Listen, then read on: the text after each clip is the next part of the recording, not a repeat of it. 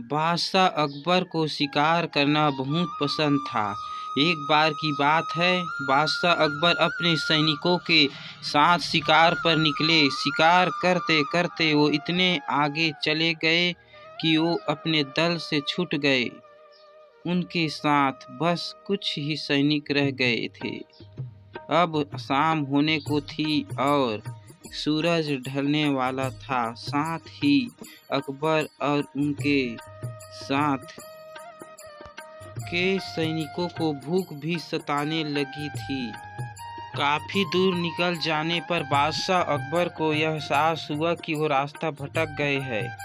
वहाँ आस-पास कोई नजर भी नहीं आ रहा था जिससे रास्ते के बारे में पूछा जा सकता था। थोड़ी दूर और चलने पर उन्हें एक तिराहा नजर आया। बादशाह को यह देखकर थोड़ी खुशी हुई कि चलो, इनमें से कोई न कोई रास्ता राजधानी तक तो जाता ही होगा। लेकिन सभी इसी उलझन में थे कि किस रास्ते पर चला जाए। तभी सैनिकों की नज़र सड़क किनारे खड़े एक छोटे से लड़के पर पड़ी।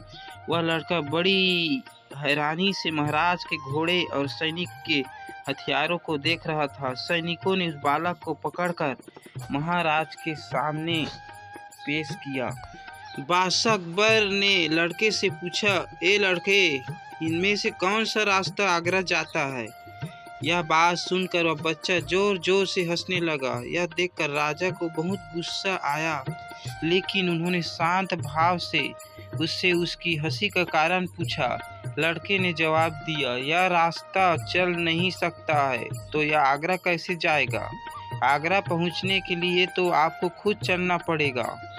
महाराज उस लड़के की सूझबूझ को देखकर चकित रह गए। उन्होंने प्रसन्न होकर उस बच्चे का नाम पूछा। लड़के ने जवाब में अपना नाम महेश दास बताया। महाराज ने उसे इनाम में सोने की अंगूठी दी और दरबार में आने का न्योता दिया। उसके बाद बादशाह अकबर ने लड़के से पूछा, क्या तुम मुझे बता सकते हो कि किस रास्ते पर चलने से मैं आगरा पहुंच पाऊंगा?